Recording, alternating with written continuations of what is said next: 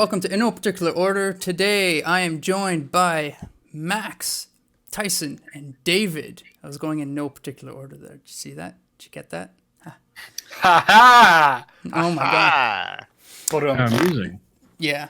All right, so today Yes. for September 2019, we will be discussing how much should developers reveal to players. And this is a pretty broad topic. It covers quite a few things, so we'll try to get through as much as we possibly can and see where the discussion takes us. So one question, just to get the ball rolling here, about how much should a developer really reveal to a player, that really got me thinking about it was how much should a developer, when making their game, how much should they assume a player knows already from playing previous games? Should they... So an example is like when you're playing on PC games, WASD is typically, not always, but typically the way to move around your player character. Should developers, or something like a right trigger to shoot in Halo or shooters generally, should those be a given? Should developers not even bother telling you that? Or should they just assume that you've never played a game ever and they have to explain it to you for the 15th time? Any thoughts on that? I mean, I think that in general, at this point in gaming's history, there's certain conventions that I think developers should be allowed to assume that people can understand how to like control a character in 3D space, like like a twin stick kind of thing, like the classic, WASD controls, like your mouse controls, stick controls. Like I feel like developers should be allowed to assume people know how to do that stuff. I mean, some extent. To a point, I stick a controller in my parents' hands and they don't understand how to use it. Oh, 100%. But like, I don't think that every game is on the hook to like give, for example, Halo 1 is a good example of this, because Halo 1 was one of like those like, was it the first twin stick? No. It was at least a very early twin stick shooter. Okay. Halo 1. So they have this little thing at the beginning where it's like, look up. Oh, okay, look back down. Okay, look down. Okay, look to the side. You know what I mean? Like, it's like it has that part at the beginning of the game where it's just like, hey, look, this is how to move the stick.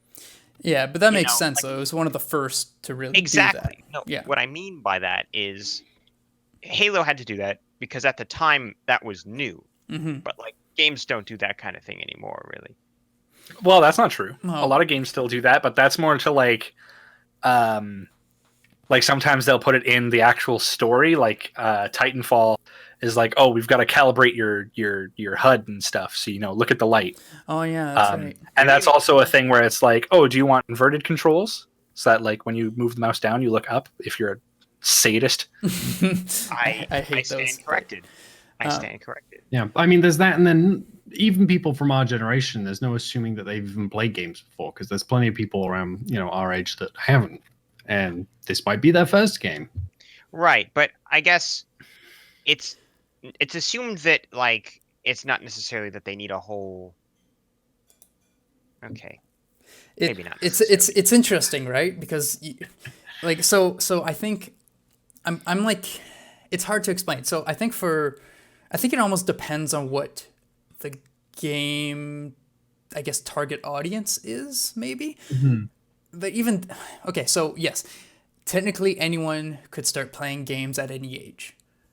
So fair. But something like Call of Duty, which is aimed for, older, it's mature labeled, but really teenagers and young adults, let's say, are typically the people who play that.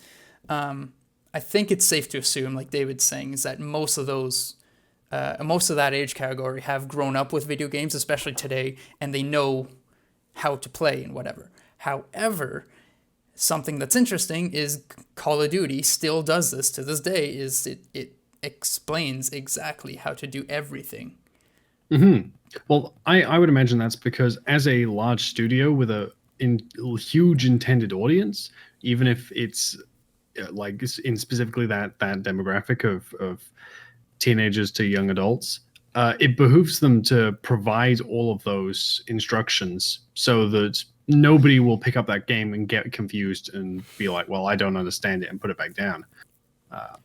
It's far better to err on the side of assuming your player doesn't know how to play your game than to assume they do, and then they don't, and then they don't play it. That's a good point.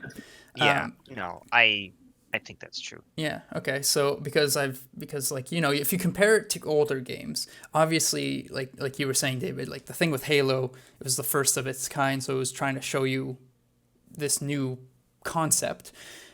But if you go even further back on like older games, they didn't really tell you anything. Nope. You know, Original Doom? like Doom, even later on, like Mega Man X, but something like Riven, which was the sequel to Myst, one of the point and click. It didn't tell you squat. I mean, that was the point of those. Come on, games. that was the sequel to Myst. Myst is notorious for being a game that has all sorts of moon logic that doesn't make any sense. But like that's the point, right? I know it was the beginning, so people were also developers were also testing things and seeing what worked and didn't. But it's interesting to see how, you know, in older games, typically people, when they think about it, it's like, oh yeah, those games were both way harder, or it seemed harder anyway, and they didn't tell you anything at all. I think that's a bit of a blanket statement. I mean, he's definitely right in the case of Doom, because Doom just had a controls page, and that was it. If you just went to like new game, it was like, okay, like how hard do you want it to be, and what level do you want to play on? Okay, yes, Doom, sure, fine, but yeah, what I was saying is, yes, sure that you can think of certain examples, but there's also examples of old games where they did tell you how to play. Example, the game, I'm gonna always on every episode, I think I'm gonna mention Super Metroid. Super Metroid doesn't necessarily tell you how to do the basic controls like moving, jumping, shooting, but you can't progress through you can't progress. You could barely do anything, move any distance into the game without to get through this door you have to shoot it, so you have to be able to figure out how to shoot. Okay, to get to this area you have to be able to move and jump, so you just have to assume they have to figure that part out. But then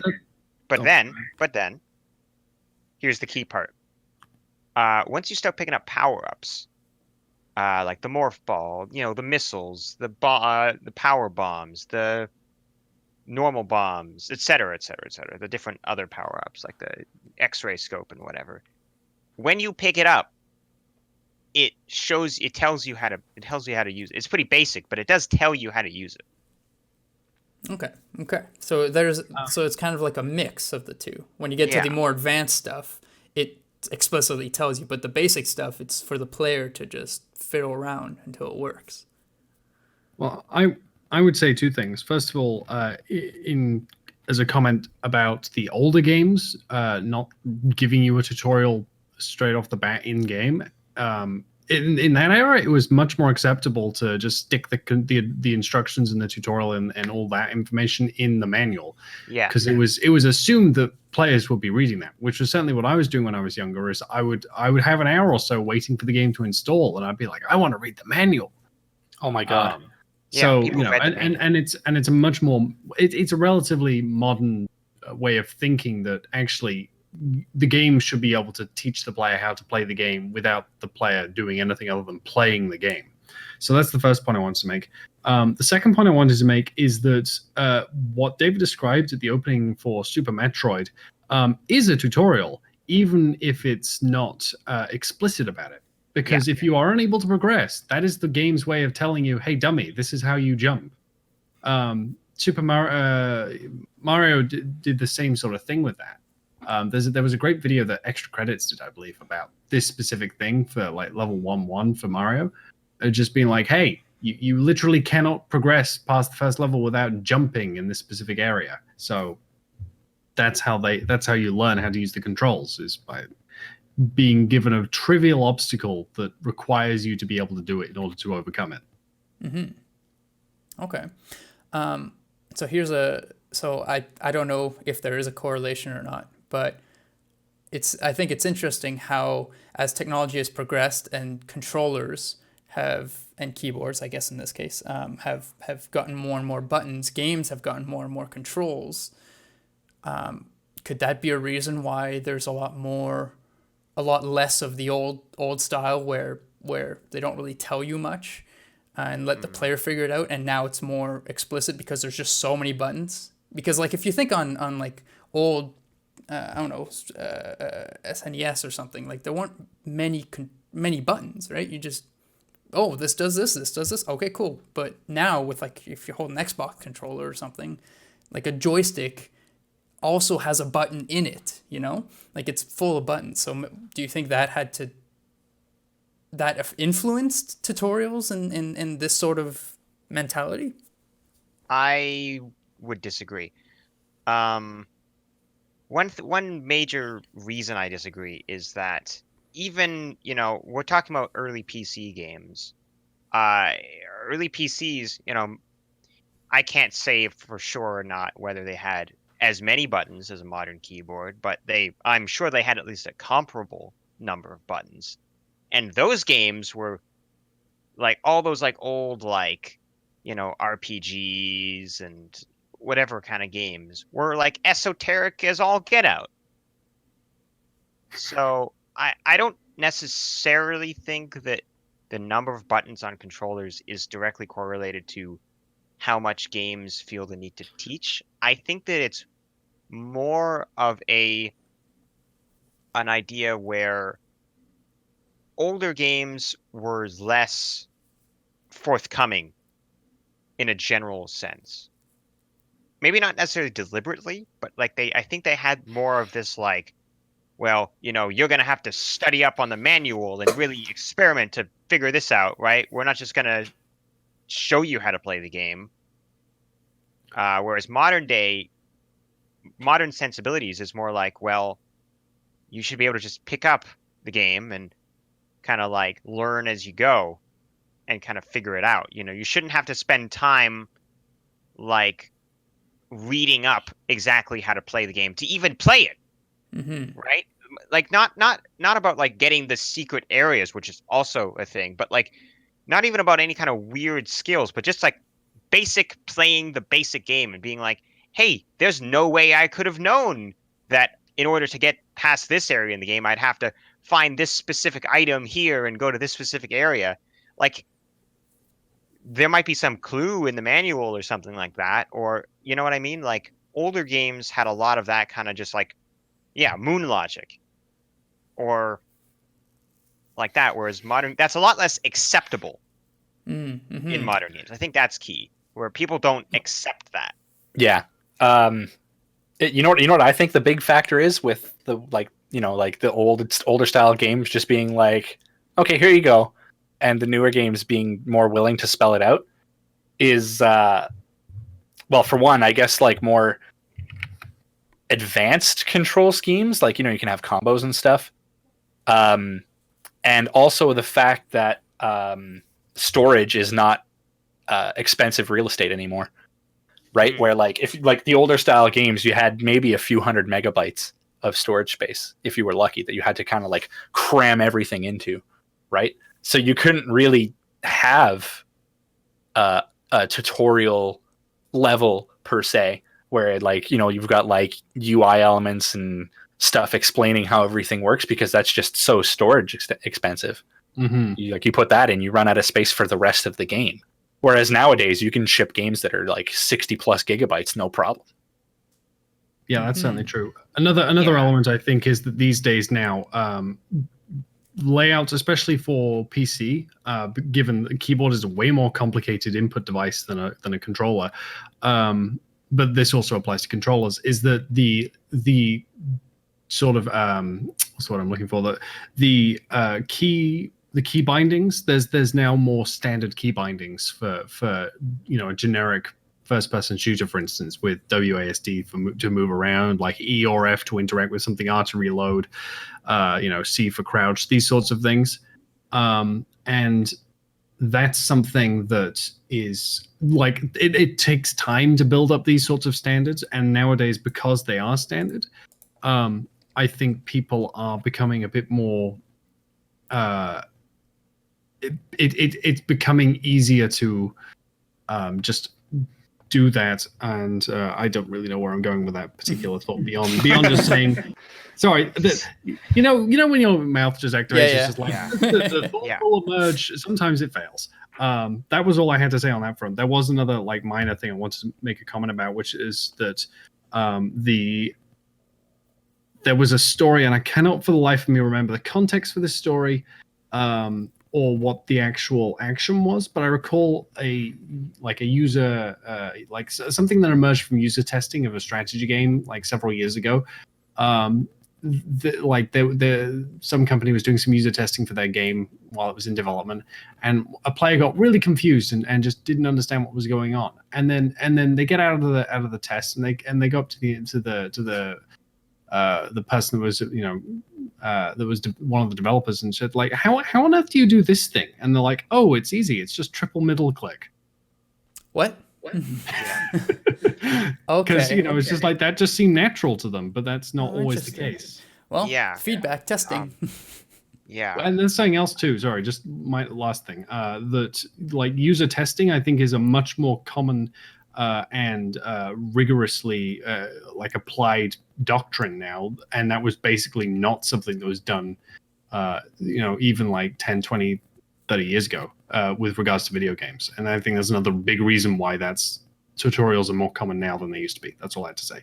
Yeah, that's a very good point, where people like developers are considering people's the fact that users don't have the inside knowledge that developers have. That's definitely super true. But something that like kind of a personal experience that I often have when I'm trying out new games occasionally at like conventions or whatever, where so I sit down to play the game and I see a screen, or maybe they have a little picture or something of like the controls, and it's like confusing and complicated, and it's like, what's going on, and like, how do I interpret these controls? And it makes me like preemptively confused about what the heck I'm doing. But then what happens is I sit down, I actually start the game, and it's like, you start with like a very small subset of the controls, and it's like, here's how you do this, here's how you do this. Okay, in this certain circumstance, you use this, and then you do this, and it makes a lot more sense, kind of like when you build on it. Okay. Like in that context, the controls don't seem overwhelming, and it's like, aha, okay, I kind of get it. But often, like, you would think that seeing what the controls are, all laid out on like a controller map, would be like helpful. But sometimes I find it's the reverse, where it makes you go like, oh my god, I have to jump into the game knowing exactly all of that, and it's like, ugh. It's too much information to process. Yeah, I think maybe you could speak more to this than I, because you've done conventions and presumably been in a situation like this, or at least witnessed this more than I have. I assume that that's there as a quick reference for the player in game, and not for like, here, memorize this information and take the test before playing the game. Well, I'm sure that's correct, but I just oftentimes I feel like as a player, it's like, okay, I have to know how to. No. I understand that. I don't mean to invalidate your feelings on that. I meant to say that to highlight the fact that this was the developers thinking, oh, this will be helpful for the player, whereas in reality, for a new player, it's overwhelming. Yeah. Oh, and Jasmine says something that is kind of like ties into what I was about to say, but she says that her boyfriend says that he thinks that PvP games like Brawl or Mario Party would have a better enjoyment if you know the controls and what to do, whereas an adventure game slowly teaches you how to play the game, which is true. Like at a convention, I was playing this game, some Smash Bros style game, and it's like, that's the kind of game where you gotta know what the controls are. Yeah. Right. Like right away. You don't really have time to learn them. Whereas, like a more single player game tends to give you time to figure them out. Mm-hmm. I mean, you guys have firsthand experience with that, right? Like between like demoing Blobs at conventions and demoing Halen at conventions. Yes. Like it's a totally Yes. different style of, Of demoing explaining the game. Yes, it is. Because like 100%. Blobs, you got to explain everything up front, right? Yeah, Which 100%. isn't that hard because it's a stick and 3 buttons. It isn't that hard, but it's still, Yeah. can be tricky Yeah. sometimes. Like it's not that hard because, like you said, it's 3 buttons and a stick. But if you don't tell them that, then they They go don't in, know what they're then they doing. run it. They we start the round and they're like, okay, well, what do we do? And every time there was a new player, we'd have to explain. Every single time they'd always ask, how do you play? What are the controls? And then we'd go to the control page and whatever. But for Halen, the few times that we did show it, we didn't actually have to ever explain. The only things that we ever explained at a convention for Halen was, hey, what's this game? This is a single player adventure game, adventure sci-fi game. Come play it. Like that was basically it. Because we didn't want to reveal the story, but also we taught the player how to play from the beginning, right? Little by little, and built it up. So as far as I remember, for Halen, we never had to actually say, okay, this is how you move. This is because that was already in game. Yeah, the tutorial was built in. Yeah, so it's a vastly different demo experience, but it also makes it a lot less social because Blobs is very much, we talk to each other, but it's also a party game, so you're interacting with each other. Whereas Halen was like, unless the person asks you a question about whatever, you just kind of stand there and they play the game with the headphones and they do their thing. So it's very different, complete opposites. Yeah, definitely But true. it was just very interesting. Someone just sits there quietly. It was meh. It was exciting. It was exciting to see someone playing Halen, but by comparison, I much prefer demoing Blobs just because you get that excitement and interaction with people. Well, it's an interesting because so we show off Halen. This is a small tangent. We'll come back to the topic soon. Yeah, but it is interesting that we got kind of the transitionary kind of thing because we showed off Halen at CGX and at the Senior Project Fair and also at the we showed it off a few times. Yeah, the Canada 150. The Innovation Expo, whatever. Yeah. Anyway, and then we had CNE where Blobs was like the first playable version of Blobs, and we were just like, let's just also show Halen.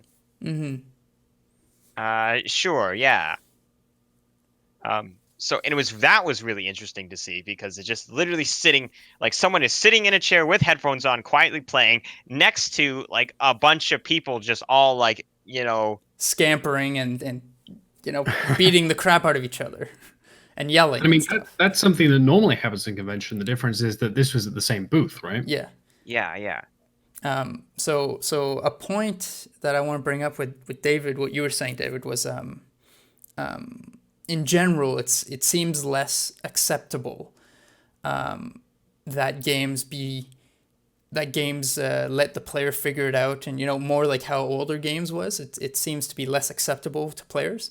An example that's interesting is this game that's about to come out, and it's out for reviewers and websites and whatever. So there's a bunch of reviews coming out now.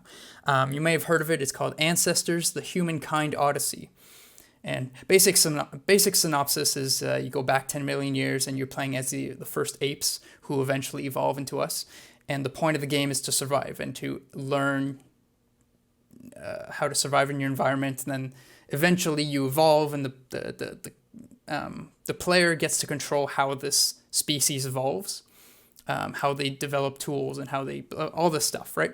But not much is known, but all this stuff. But what's interesting, and I believe this is the point of the game, but they don't really tell you anything. Like, you're just thrown into it, and you just have to live. That's it. Just survive, and figure these things out on your own as you go along. And I read an article about the game, and the guy was saying that the person who was playing was saying that it was very satisfying when he figured something out, But for every bit of satisfaction, it took hours and hours of frustration of just trying this. Oh, I died trying this and nothing happens, you know? So but I think that's part of the reason for the game is like, you know, you're surviving. You don't know how to make a spear yet. You have to figure that out. But it's just an interesting take on this new game that's coming out this year, and it doesn't tell you anything. So it's almost like back to how it used to be. But this reviewer was just so frustrated, and it was like what you were saying. It was like unacceptable. It was, oh, I hated it. It was like so infuriating. It wasn't even worth the bits of satisfaction I would get, you know, that sort of thing. So it's interesting that you bring that up, and I just read an article saying basically that. But this new game just came out, so.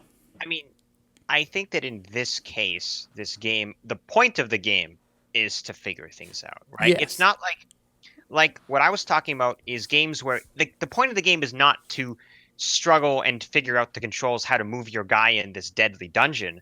The point of the game is to, you know, fight monsters in this dungeon, whatever. And just the controls or whatever are just so like strange and weird that, you know, that's, you know what I mean? You're not meant to take the time to figure it out. You're meant to have read the manual and know, right? That's the distinction. Mm-hmm. But yeah, in this case, yeah, I think I might have read the same article. And there was an interesting point in there where he said at the end, I think, that it's like maybe if he had been playing it with like a group of friends and they had all been like hanging out, passing the controller around, testing out ideas, you know. Yes, it was the same article for sure. Yeah, he says that might have been more fun, but because he was in this isolated bubble, because he's like, it's like a review copy, right? He's just privately doing this. That it's, yeah, like, well, that's the thing, right? Is that, I guess a question for the group is, does that sound like a fun game? A game that you would, like, if you're just, does that sound like a fun game to play to you? To me, I would say no. That doesn't really sound. It might be interesting to watch someone play it for a few minutes. That's the thing, is that it might be interesting as a group because you might be watching someone else play and be like, you know, maybe what if you try this? You know, it might be fun to be someone kind of like having ideas, but I don't think I would necessarily want to just spend time by myself figuring shit out. What do you guys think? It depends on the game. It reminds me of stories I heard about when Dark Souls 1 was about to be released, and pre-release copies were sent out to a bunch of different reviewers, and they were playing the pre-release version of Dark Souls 1, which is harder than the final version of Dark Souls 1 that was patched to make certain areas easier. And they were alone. They couldn't just go online to figure stuff out. They had to do it all themselves. And it created something that's quite interesting to read about, which was I think it was called the Chain of Pain, which was an email chain circulated amongst many, many reviewers that was like some form of emotional support for all of them trying to make it through this game. And it's very bizarre hearing about that, because it's the same idea where it's just like no one knows what they're doing, and because this is their job is to play this game, so it's not like they can just give it up. They actually need to finish it. So this was like a coping mechanism to be able to, you know, figure out like, okay, well, how do I get through this bit? And that kind of a game that exists that's like built around that idea is it's a relatively rare thing these days, and if it's done intentionally. Unintentionally, that's quite common, because that's just, you know, the developer's not really considering how their, you know, users might actually interact with the system, or just assuming that they know how to use this because the developers have been using it for years because they've been building it. Mm-hmm. You know, so kind of like as a side note on that, that kind of game shares a lot of similarities with like this idea of a wiki game, which is, you know, the game that you sit down and play, and it's expected that you'll have, you know, the wiki for that game open on the side so that you can understand like crafting instructions and like requirements and stuff like that, or progression paths and all sorts of stuff like that just aren't explained in the game, you know, like Dwarf Fortress or Terraria and things like that. Mm-hmm. I would wonder about that, though, because it sounds to me like the point of this game, Ancestors, is to figure it out. And then if you just read what you're supposed to do, it sounds like there might not really be much of a game. I don't think that game is a wiki game. No, I don't think it is. That No. wasn't my point. But Oh, yeah. I see. My point was just like that's another type of game where where the player is expected either to figure stuff out or it's expected that the player will just look this up anyway and they just don't include it in the game. Yeah. And they could easily make the game more accessible by just including that information in the game by default. Yeah. So to answer your question, David, would this sort of game be fun?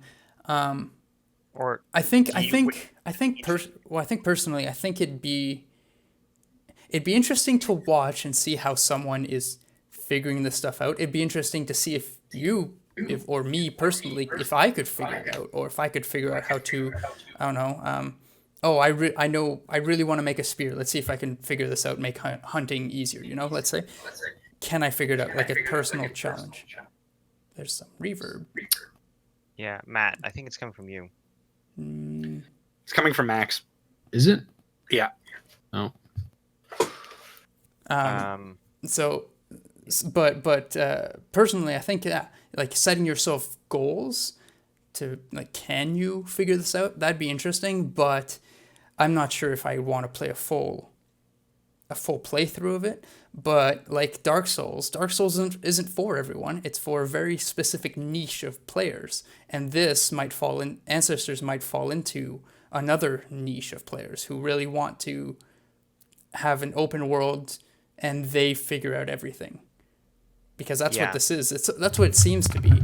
And Dark Souls, very similarly, was a very harsh, unforgiving game that most players, like huge player base, hates it, but the players who do like it are dedicated fans. So I don't know. I think it all depends on your player style and what you're interested in. But personally, I could try it, but I don't know if I'd want to play a full thing about it. Yeah. And to bring things back around to the start of our talk, my bet, I have no basis for this, but my bet is that the control scheme for just merely navigating the world is probably like, if you were using a controller, it's probably just twin stick. Or if you're on the keyboard, it's probably WASD and mouse controls. I would bet. Oh, and that's the other thing with this game is there's no the UI is only there. As far as I saw, there was no UI for like health or anything. There was only UI for, hey, look, I found a hiding spot in that cave. That's it. That sort of thing. How do they communicate that you are dying or? That's where you get like like the desaturation of the screen goes and stuff like so that sort of stuff. They don't have a health bar, but they do communicate that information. They do communicate it, but I just found it interesting that there were no constant UI on your screen at any time, which was it reinforces the fact that it reinforces the fact that you as the player and the character have no idea what's going on. You have to figure it out. That's right. I take it back. It's not a diegetic UI because there is not a UI. Diegetic UI would be like, on your character's arm, it's like the number of wounds you have is, that would be like a. I think the term is it's a form of meta UI. Oh, maybe. I believe, but I'm not certain of that. In any case, it's certainly not standard in terms of just like here's a bar. It was just interesting that how they don't tell you anything, and then they also don't show you anything, or very, very little. So I heard that the UI, like stuff gets added to it as you figure out. Maybe the only thing I've seen is what's limited out there is like 13 minutes of gameplay that IGN put out, which was like the beginning of the game. So it's like there's not much out there because it's not even out yet, right? So right. But it could be stuff like that. That'd be interesting to. I'll keep an eye on it anyway. It's interesting because it kind of sounds a little bit like my experience with Space Engineers. Oh, really? Yeah. Whereas, like, leaving aside the fact that I'm constantly in the wiki for that game to figure out how I build different things, there is an element of that game that's just like I want to like try and make something. I have no idea how to get it to work from a design point of view, but I'll just try and figure it out. And then you come across different like really neat ideas. Like for instance, in that game, something you can do is like stick a piston on your, if you have like a base or something, you can stick a piston and then attach a drill to the piston and have the piston extend to drill out sections of stone, so you don't have to mine it yourself. And stuff like that, which isn't something taught in the game. It's either something you come across someone else has done, or you just like, hold on, I got a piston and I got a drill. Maybe I can combine them. Okay. So different mechanics that the game allows you to put them together, and then the players like figures out these new mechanics, basically. Yeah, exactly. And I mean, for a game like Space Ninjas, that's exactly the point of that kind of a game. Okay, cool. Very cool. So we can come back to this, but just as like a side point or a side topic to this broader topic is a question from Discord was, how important is secrecy during development? So because our question is how much should developers reveal to players, this is more on the side of when the game is being made and the marketing and social media and all that sort of stuff.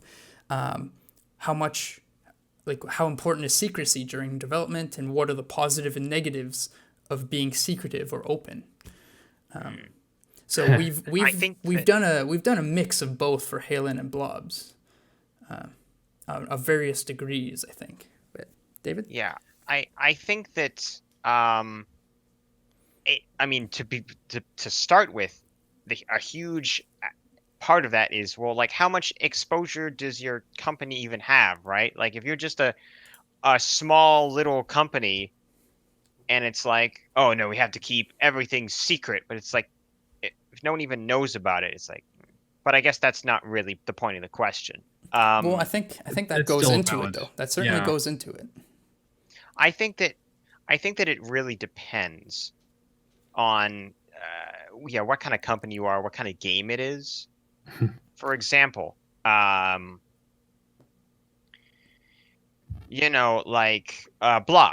right? Blobs, obviously, I don't think there's any part of Blobs. I mean, I guess we recently were like, oh my god, mob blobs. Oh, we can talk about that, right? Yeah. Right? Yeah. I mean, we've gone to conventions, which is a public event. I figured. Yeah, But like we were sort of like keeping mob blobs secret, right? And then we're like, look, mob blobs is a thing. But other than that, no aspect of Blobs has been a secret, right? In fact, the opposite. Like, we've been showing off, like, even the development, like clips from like weird things that happen while we're making it, or all kinds of stuff like that. We've been out there as much as possible, because to some extent, if you're like a small company working on a game, there's, people are interested in seeing games being made. And that's something that big studios don't often show, is like the game making process, because big studios tend to keep a lot of that stuff secret. Yes. Yeah, I think something else that kind of feeds into that for me is how is your game being funded? Because if you've just got a publisher and they're funding your development, okay, big deal if you want to be quiet. Or if it's a student project, big deal if it's if it's secret. One that really kind of bugs me is if your game is funded through something like Kickstarter and then you don't really say anything about your game. I think that's where some problems can emerge. Yes.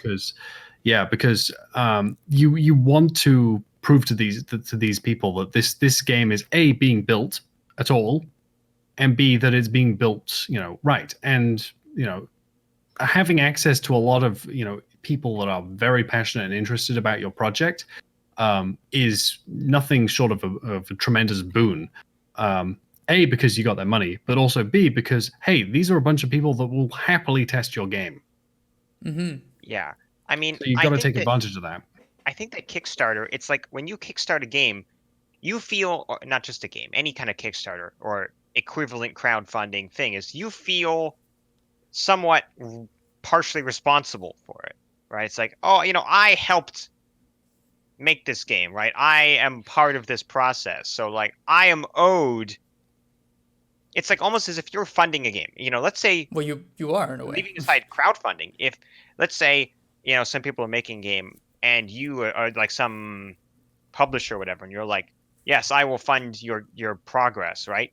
You probably want to know how the game is going, right? It's like, hey, are you just wasting the money I gave you, or are you actually making something? Exactly. It's like crowdfunding. It's the same thing. It's just that the people funding you are just the crowd instead of, One dude. some. Yeah, Exactly. I mean, at that point, your sponsors are effectively the public, which means Yes. that you should, for the most part, unless you're sending like secret updates to the people funding your game, specifically your patrons or whatever they are, Which is they often which do is- that. which you can do that. That's fine, but at that point, why bother? Because if you've got thousands of people that you have to send secret emails to, it's going to get leaked immediately.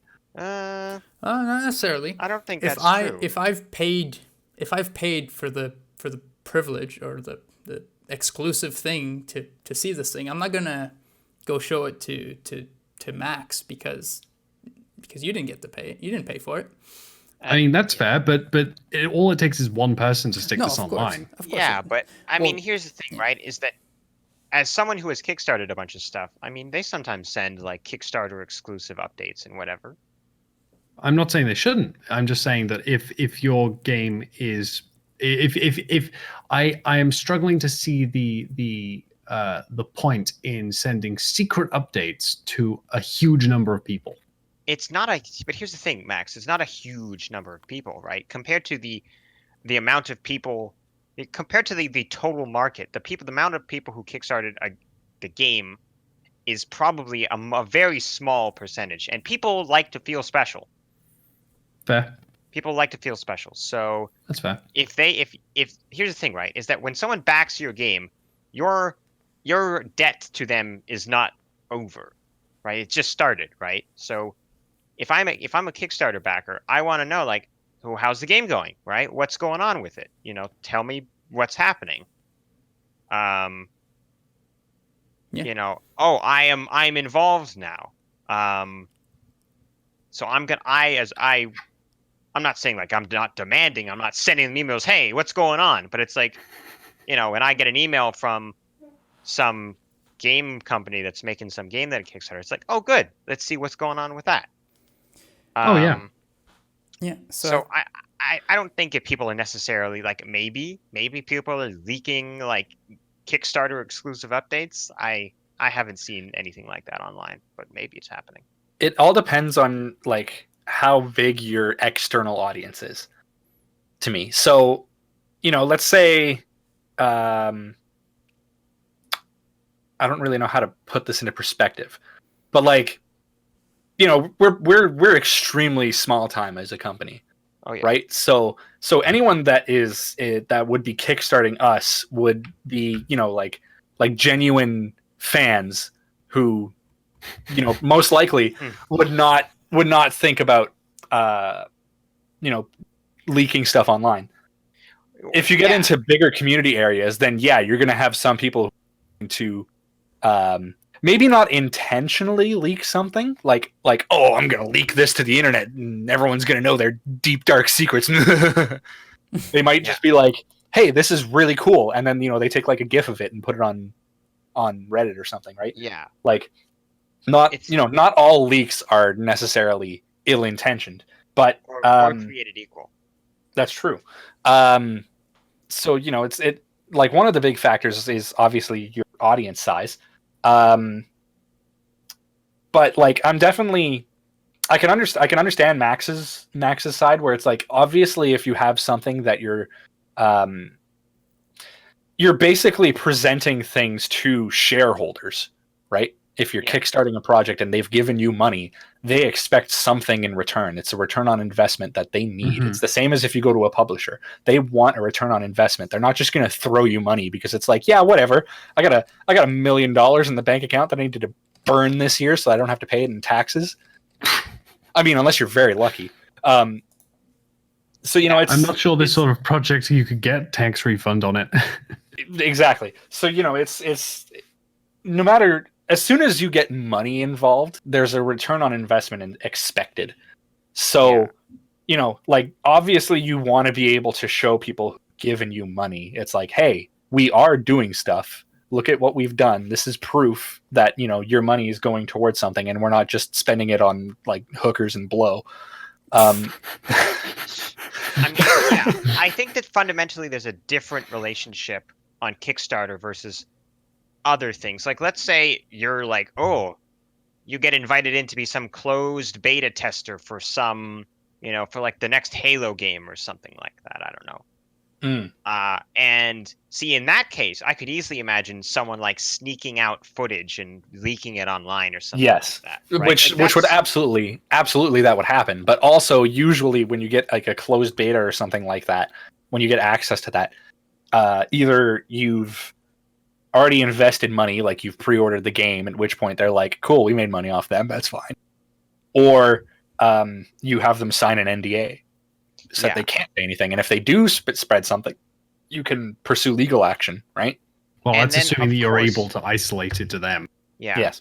And then, of course, that's discounting the times very commonly when game companies want people to leak things, because looking at like some kind of cool like leaked low-res footage of the new game is way more exciting than the company just being like, hey, look, it's a trailer. Watch the trailer. Look at us. Look at our press release, please. Yeah. You know what I mean? Mm-hmm. So there are advantages, and there's positives and negatives to both being secretive but being very open. It all depends on your target audience, how big your audience is, how big your company is, and what the project is as well. I had so many things that I had to say about this, and I've just completely forgotten all of them. Nice. Because like there's some times when leaks are a very good thing. Like if someone leaks something on Reddit and then it trends on like the front page or whatever, that's free real estate right there. It's good marketing. You just you got a whole bunch of interest in your game. I think part of the question to ask is, why would a company want to keep some of this information secret? A big one that sticks out in my mind is that the developers are not yet confident that whatever they have got currently is locked down and not subject to change. So they're scared that, our game will have multiplayer, and then like a few months down the line, they're like, you know what? We realize that our creative vision does not include multiplayer, and we're wasting our time on this. We're going to cut this. And then immediately you'll have all those people that you said, hey, multiplayer is going to be a thing. They're going to turn around and go, you said multiplayer was going to be in the game, and now it's not. So we're lying to us? Yes. I feel like that's why we were so quiet about Blobs for the first little while, is because we weren't really sure it was going to be a good thing. Yeah, or it wasn't in a state that was ready to show. Yeah.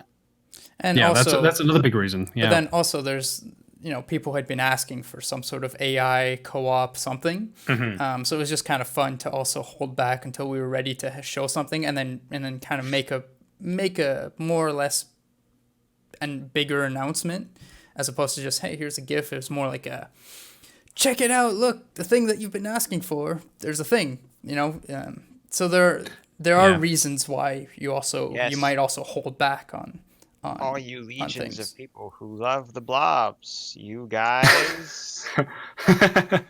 Yeah, and I'm sure, Matt, that you'll probably agree with this, that like it's often much better from a marketing point of view to be able to drop a huge piece of news in one go than to like drip feed out tiny pieces of information that'll get lost. Yes. So something that goes into Frostbite's question here was about the secrecy and being open.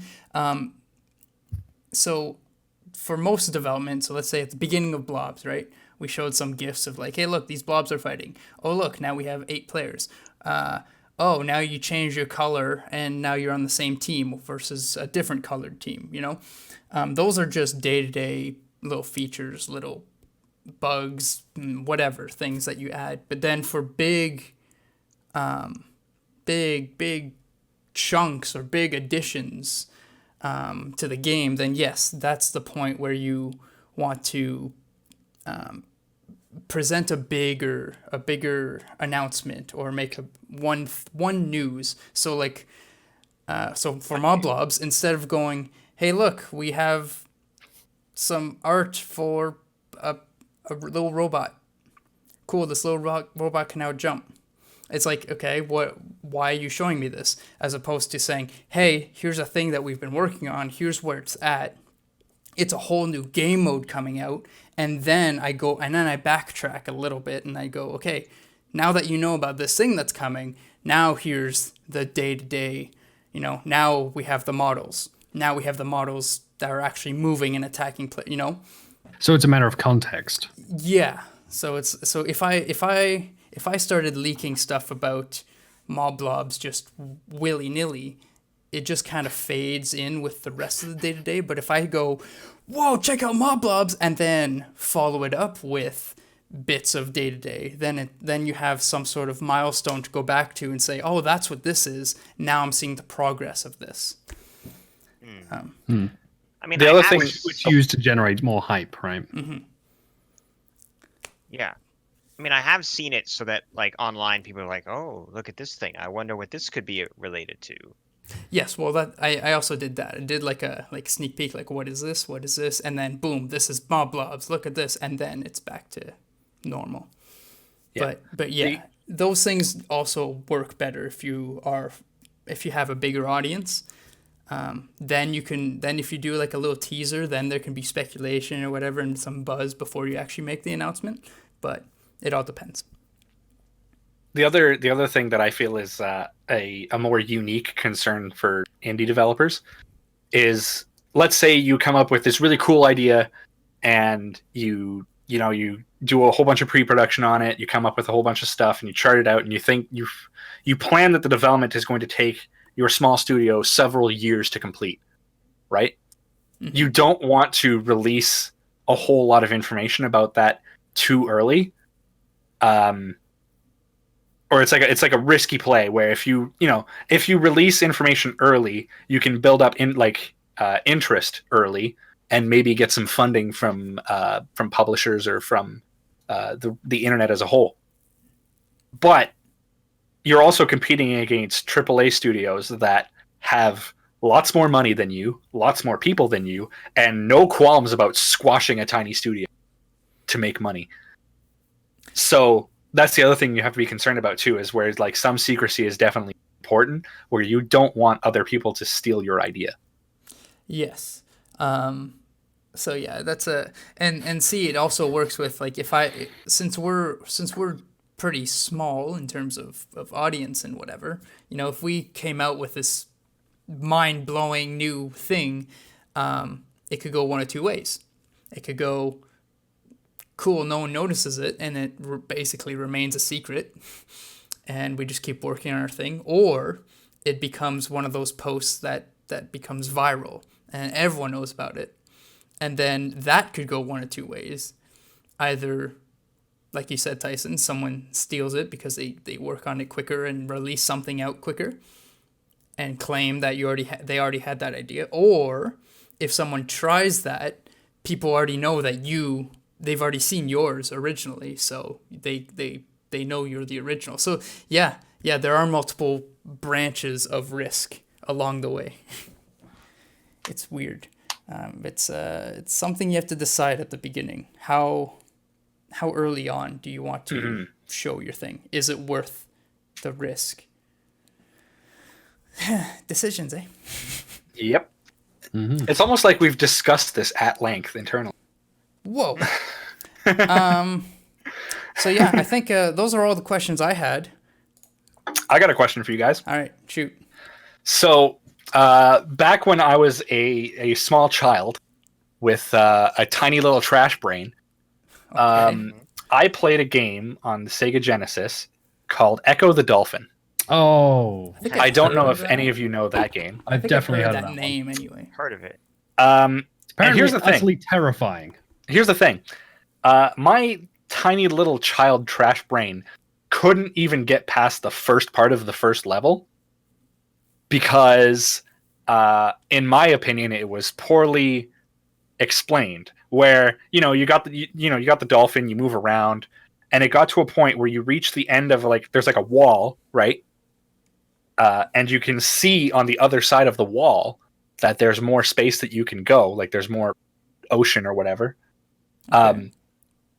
You can jump out of the water, right? So you can do that, and you're like, okay, cool. So my assumption as a child was, okay, we got to jump over this wall and get to this side, which was not true at all. So when I first played Echo the Dolphin, I never even got past that first part, which just ruined the game for me for several years until I was older and wiser. Do you guys have any games like that in your lifetimes where you just couldn't figure it out?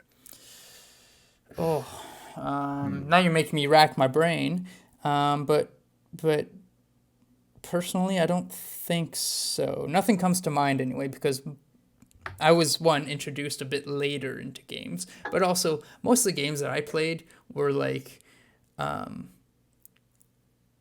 didn't play many side scrollers or adventure games. They were more like city sims or builder games. Right. So I guess you could reach a point where you didn't understand, you can progress, but I never really experienced that. In terms of side scrollers, the only thing that I really remember playing was Mario, and that is pretty simple at the time anyway.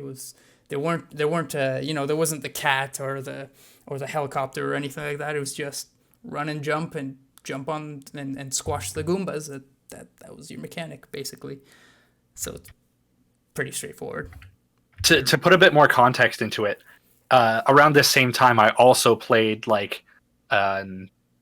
original Sonic games and the Aladdin game for the Sega, which was just a masterpiece of movie tie-in video game, honestly. And I had no trouble playing either of those games because they explained it really well. Whereas Echo the Dolphin was just you're a dolphin, you're in an ocean, swim. Okay, bye. The closest that comes to mind for me on that front was a game that I played ages ago, which was Tarzan, I believe. Okay. Based on Tarzan. Of course. Oh. That Tarzan. And there was one specific bit which I never made it past, which seemed to be some sort of convoluted puzzle involving a seesaw. And I did not have any I didn't understand how to even interact with it, let alone what the puzzle solution required. And despite my recollection of playing a decent amount of that game, I never made it further than that. It's I don't recall it being a particularly great game, but I didn't finish it, so that kind of sucks. So it's never ideal when that happens. Okay. Do you think you'd know how to get past that part now? I'd be super interested to find out. Okay.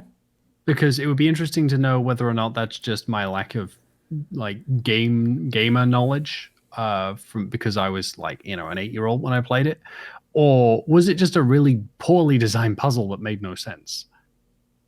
Yeah, it'd be interesting to find out. Because the thing is, this all of my memories of these sorts of things happened when I was way younger. Because nowadays, if I get stuck, I just immediately Google it. Right. If right before I reach the point where I throw the game down and never play it again, I'm like, well, okay, the game's beaten me for this. I'll just Google it, and then I Google it, and then I find out, and then I move on, and then I forget about it. Whereas in the old days, it'd be I bash my head against the wall until I gave up, and I wouldn't have a way to go off and get that information, so I just wouldn't finish it. Yeah. I'm certain that kind of experience sounds familiar. I'm fairly certain that's happened to me. I'm having trouble placing the memory of what the game was. I can't remember what game it was, but I have a very distinct recollection of a game where it's I'm playing it, and then I get to a point where I just can't figure it out, and I'm like, fine. And then I look it up. And then I'm like, okay, but that was the only time. I'm going to play the rest of this game, which I don't remember what the game is. And then, that would just keep happening. So there's that. But also, definitely as a little kid, I feel like I didn't understand, like, StarCraft. Okay, yeah. I just didn't get it. Yeah. So, like, the only way that I could manage to, like, play that game was with cheats when I started. I mean, I was the same way with AoE. Yeah, same actually. For Age of Empires, I had that exact same experience. I never played it as a result. No. I used to try for a little bit, and then when I realized that I was screwed, I just copy paste. How do you turn this on? Oh, yeah. And just spawn an army of cobras. See, I understood like Age of Mythology, which is also made by the same guys who Age of Empires. I understood that, but personally, I was always interested in fantasy and like medieval and that sort of stuff. So Age of Mythology had this logical progression in my mind. But when I tried StarCraft, at least at that early age, I couldn't get it. I couldn't understand because there was just, I don't know, I guess, well, one, the Zergs were weird. It was like this creature becomes this creature and stuff. But like the Terrans themselves, which is pretty straightforward, it still wasn't, I guess, for me in that, it wasn't in that mindset for me of it was like the future and robots and all these things, so I didn't understand it. So it wasn't until way later that I actually understood how to make things properly, so it's just but it's the same kind of game basically. Yeah. I remembered a recent one. You'll like this one, David. Super Metroid. Yes, you were telling me about this. Yeah, I tried to play it a couple of years ago, about the same sort of time when I played Chrono Trigger for the first time, which is a great game. Super Metroid, there's everything was fine up until this point. I think I'd gotten like two or three of the upgrades, and then I'm just kind of lost, and I don't know where to go. And at this point, I've explored a pretty significant amount, it felt like, of this world, which is like, it's pseudo open world. I mean, it's Metroid, so Metroidvania game. So like big, relatively open world where you're supposed to go back and like pursue paths from old places that you've been to before. But I couldn't for the life of me figure out where I was supposed to go. And then, I spent like an hour or so trying to figure it out, just going back and forth, like scouring all the walls, and I could find nothing. And in frustration, I just looked it up, and it turned out there was some particular like broken brick in one particular room that you have to smash and then use one of your upgrades to get through the tiny hole. And I remember reading that and being like, is this really it? I go back to the game, go there, and sure enough, that's the way to progress. And I remember thinking, I don't think I have the attention to detail to do this. And then I just kind of didn't bother playing the rest of the game. Oh. Huh. Well, that's unfortunate. Yeah. I can't say, Super Metroid has some parts like that.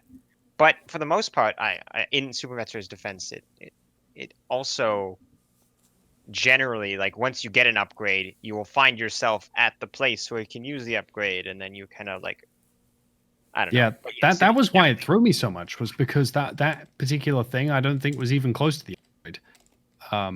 And so I'm like, well, this was a game design from an older age that I just don't particularly have much interest in pursuing. I have a love-hate relationship with that kind of stuff, where it's like, if I figure it out on my own, I feel like really good, and it's like, yeah, man, I figured that out all by myself. Like, I feel like, pretty happy about myself. But then if I just can't figure out, and I look it up and it's something really like shit simple, I'm like, really? Fuck. Yeah, you don't feel great then. Yeah, I just feel stupid. Well, that's the thing, right? Is does this kind of a puzzle, if it is indeed a puzzle and not just a usability problem, end up making you feel smart or clever or stupid rather, when you figure it out? Because there are plenty of these situations where I've run into where, I figure out the solution. I'm like, oh man, I've been an idiot for the last 40 minutes because I should have been able to figure this out. Or I've walked away from that going, what a devious little puzzle I figured out. I'm proud of myself. Yeah. And looking it up robs you of that. But that's sometimes necessary to like go through some of these older experiences. Yeah. Yeah. All right, I got one last point for us before we end the show. Max, I'm not sure how well you'll be able to answer this, just because I wasn't, I wasn't witness to the development for Metal Shepherd. But David and Matt, I'll target you two specifically. We've been targeted. He's targeting us. Find cover. Focus fire on that superstar destroyer. In the last couple of months, we've seen a pretty dramatic increase in both downloads for Halen off itch and also recorded Let's Plays of Halen on YouTube.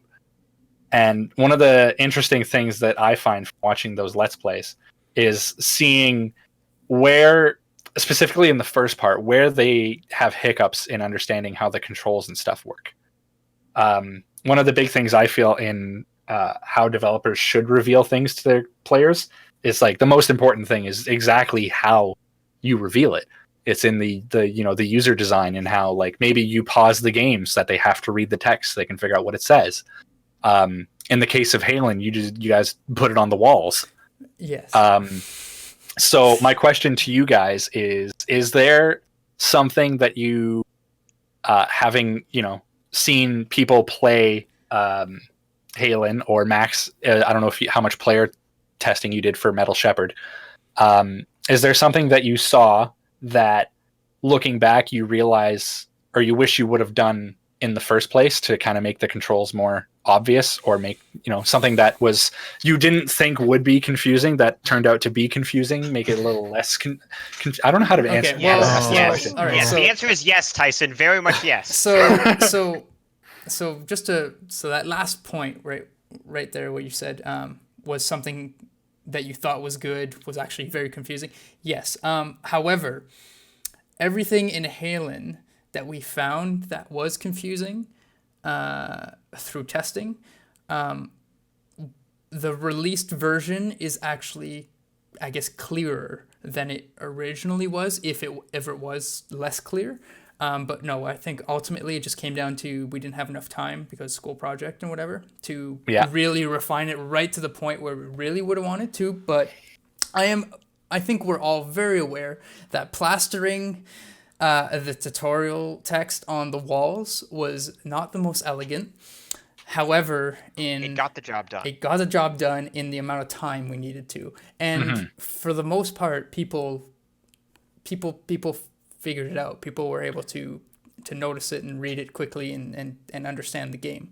But yes, I totally agree with you that yes, like pausing the game and force them to read or something a little bit more elegant would have been nice. But what is there currently was I can't remember exactly how the testing went, but what is there currently is probably better than what you had before. What it had originally, because we had developer goggles basically. We were, hey, this works fine because we've been working on this forever and see it every day, and then tester comes in and says this doesn't make sense. Okay, but yes, I wish there were other things that we had done. Here's a very specific example. Why did we need to show people how to look, you can run up the wall and then dash directly up to get up to really high places. That is exactly what I was thinking of. Like two things. One, people messed that up constantly all the time. It was the biggest problem people had in the game. That one little tutorial thing. And two, there's nowhere in the game you need to use that. There's no point to knowing that. The only thing it did was stymie people when they tried to start the game. It's true. I think the original intent for that was that, hey, here's this other alternative for like big walls that you can later meet up in the game. But the problem is that we taught them this mechanic or this combo, quote unquote, that we could have just left players to figure out on their own whenever they felt like it. Because at no point, like you said, David, at no point in the game do you have to do that. At no And point in the anytime game you is it would- required to continue in the game. If it was, then yes, I get why we taught it. But since it's just, hey, if you think about doing this at this point somewhere in the game, it'll work. We could have just let that work for players. Players could have just figured that out. And furthermore, anytime you would use it, it's generally to do something that we didn't really want you to do, because it's like you're getting really high up a wall or something like that. Like there's I cannot think of a time when it's like, yes, that's the time. No, there's nowhere in the game where we want you to use that. It's just oh, hey, just making the tutorial. We were like, hey, it's cool that you can do this. We should show people that you can do this, and we'll build it in such a way that in order to get by, they basically have to do it. But guess what? It's really tricky and not intuitive, because you have to look directly up, and people are not used to doing that in platforming games. Yeah. So I think it was just a product of, we don't have enough time. Here's a cool thing, let's show it. But why are we showing it? We never bothered to question, why are we showing it? Should we show it? Nothing like that. It's just, hey, that's cool. Let's put it in. Let's do it. Yeah. So I think it's just a product of no time. Let's just go with it. Hope it works.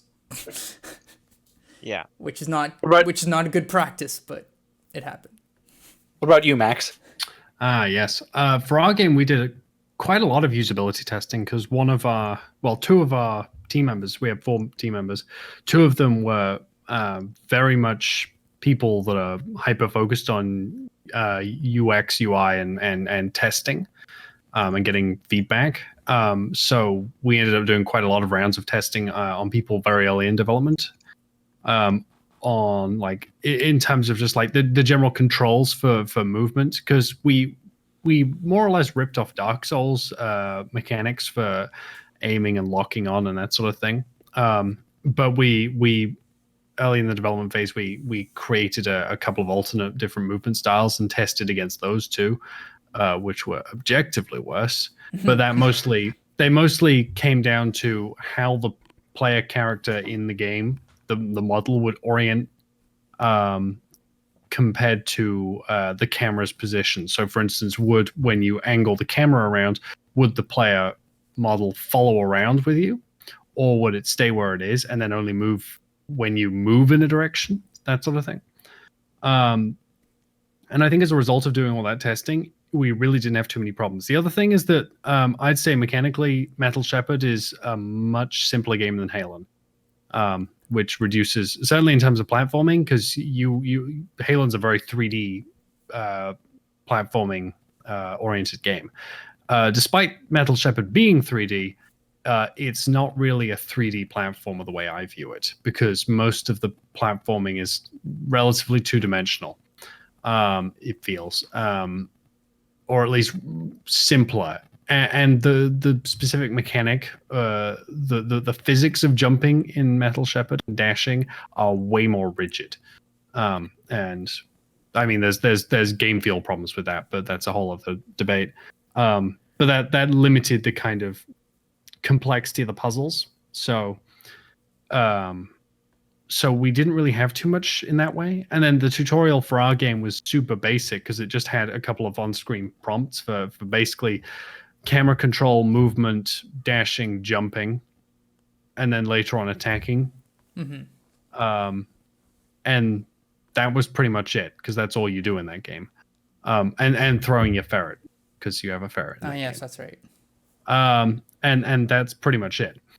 So I think because of the simplicity of the controls, it didn't really be too much of an issue. That said, I do have one thing which I'd done earlier. And Tyson's going to love this. Auto camera correction. So the story behind that was we made our game. We showed it at Senior Project Fair, and then one of the judges is like, "Hey, can I like play it for a bit?" Oh, And we're right. like, sure. Right. We hand him the controller, and then he just angles the camera facing straight down and just plays the game like that. And the whole team, because we had to present for this, the whole team is just staring at him, staring at the screen, being like, "Wait, this is who? This guy's a professional game developer, right?" Which he was, and we're all just very confused as to what he was doing. And then after a couple of minutes, he's just like, "So I see your camera doesn't automatically correct itself if the player seems to have gotten lost with the camera." And then we all just kind of look at each other and no. And most of us were just thinking, it's a student game. Were you expecting this? Meanwhile, I was thinking, oh my God, that's a great idea. Because my mother had shown up earlier before the presentation. She had sat down and played it. And she had just done that. And she couldn't figure the camera out. And so this specific thing would have been like an incredibly convenient thing for her, at least. And that struck me as something like, I really wish that this is something I considered, because that was going back to the idea of like this common understanding of how to interact with games. It was, you know, developer goggles, if you like. It was my assumption, as I assume it was for the rest of the team, that anyone that was playing our game would be using the camera stick, because we, you know, people that play games with controllers a lot, we use both of our thumbs. Something I've noticed pretty universally amongst people that don't play games much, especially both my parents, they only ever use one thumbstick at a time. Yeah. Which means that they'll angle the camera the way they want, and then just leave it for as long as it is for as long as it is completely possible for them to do. For as long as it's humanly possible for them to do, they will not touch the camera control stick ever again, until they have to, and then they stop. And the character stays in place, and then they rotate again to get the next most favorable angle, and then they continue. And it's really kind of funny watching that, because it's like if you have a good system for automatically orienting your camera, while still allowing the player to override it if necessary, that's actually quite a good feature. And it does bug me quite a bit to this day, despite how funny it was and how much it really pissed off a lot of people on my team, and you know, those that showed up from SkyPyre as well kind of found that stupid and annoying that guy called us out for that. It is something that I feel like that would have improved the game quite a bit, at least for the kinds of people that show up at Senior Project Fair, which are plenty of parents of gamers, i.e. people that are not gamers. Yeah, that's an interesting point. It's unfortunate that he went straight for that, because, you know, this is the course wasn't a game development course. I mean, the irony of it was that even if he gave 100% of all of the negative feedback from our presentation for Senior Project Fair, we still did incredibly well. No, it's good. Which meant that he still had a like very favorable opinion on it.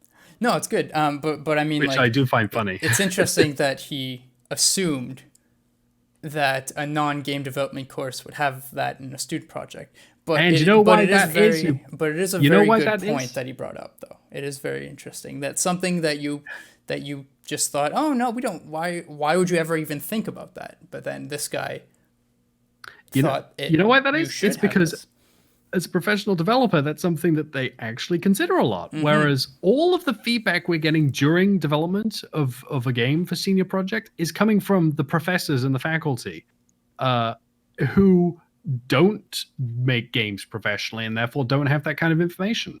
Yeah. Imagine for a moment that throughout Senior Project, you're getting feedback at every stage from actual professional game developers. Could you imagine? That would be impossible, David. But imagine.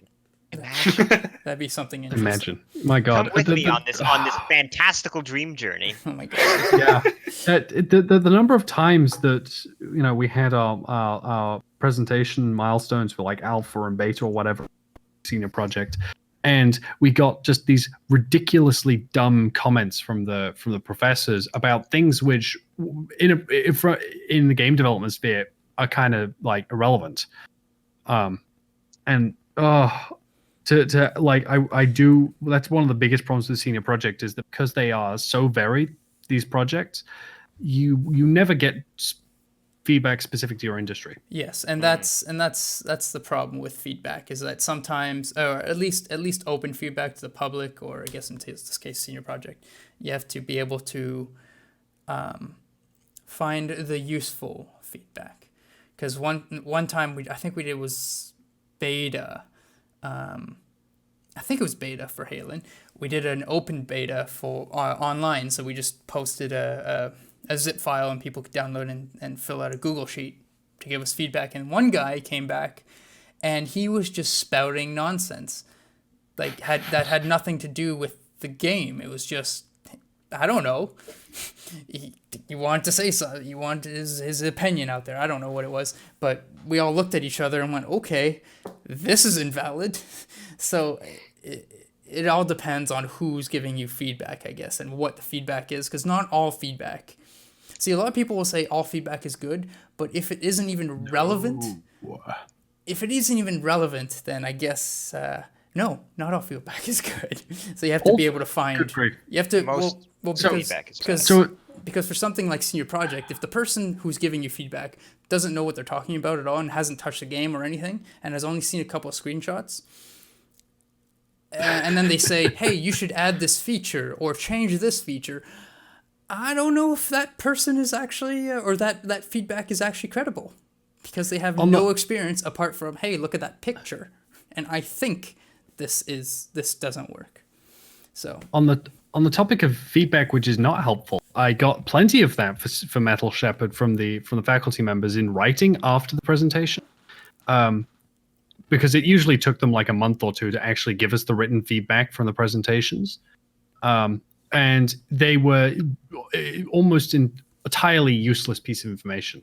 My favorite out of context quote from the written feedback we got I think it was for the alpha presentation, or it might have been for the project plan presentation, was, and this was bullet point format, just said, cute animals, comma, crunchy, double question mark. Cool. All right.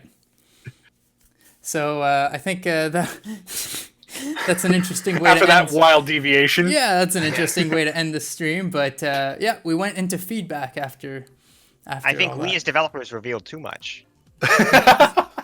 That's true.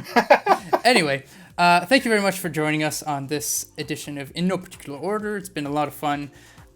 If you have any more questions or opinions on the topic, feel free to ask us on any social media or joining our Discord. We have a channel specifically for this sort of discussion. Apart from that, thank you for joining us, and we'll see you next month. See ya. Bye. Take care.